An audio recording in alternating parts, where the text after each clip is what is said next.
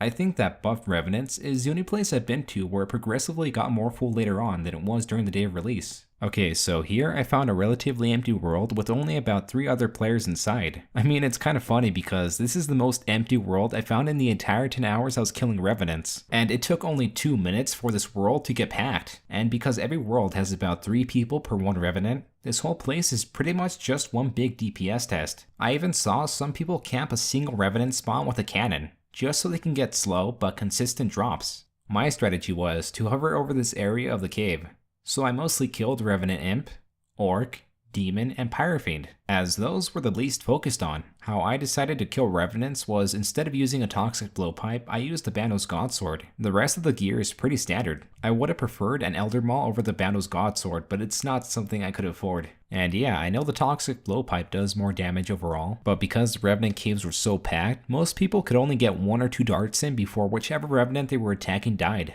Because my 1 Godsword swing would do more damage than their 1 or 2 darts, I was able to secure a good amount of loot over those using blowpipes. The downside was, people with blowpipes could attack Revenants from a distance, so if I was near a Revenant that just spawned, they had a head start on the DPS. I did try using the blowpipe, with Dragon Darts, Eagle Eye, and the Salve Amulet imbued Enchanted to see if it would improve my kills, but I guess I was doing something wrong because I was getting less kills than it was with the Bandos Godsword, and that 1 hour of using the blowpipe cost me 1 mil worth of Dragon Darts. As for the cave, I'm not really sure if this is what Jagex imagined the cave to be when they buffed it, because right now, very much like before, the drop table for Revenants is very controversial, and probably even worse for the RuneScape economy. Before the buff, I was able to pull like 300k in alchables from a relatively empty world, but after the buff, even with the caves being as full as they are, I'm getting like 700k per trip in just alchables, which makes me wonder how much more could I have made if I was in an empty world for the entirety of the 10 hours. In the most recent news post, Jagex did say that they are open to replacing the statuettes in the future if unique rewards could be agreed upon.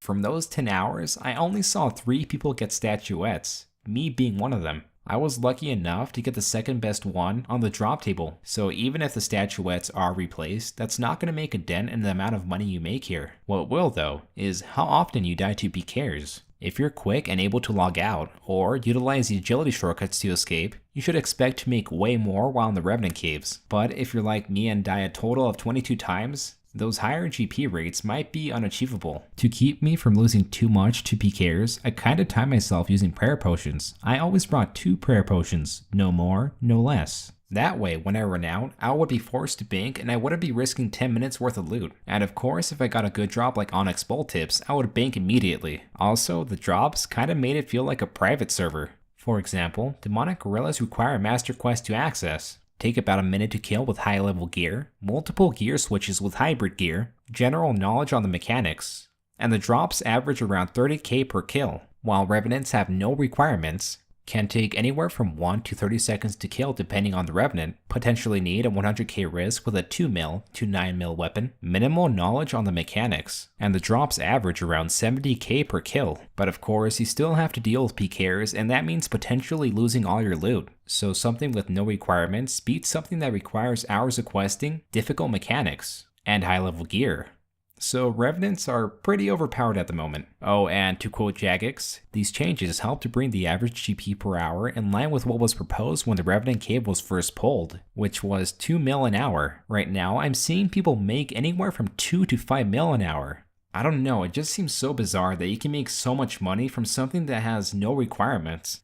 Besides some speculation here and there, there's no sign of a nerf coming either. But yeah, that's kind of what was going through my mind while killing these. Alright, moving on to loot. This is all the loot I got from 10 hours, or 832 revenants. After selling it, I received 30 mil, 7.9 mil of that being from the statuette alone. And when I reduced the cost of supplies, I was left with 25 mil, which means revenants, for me, was 2.5 mil an hour.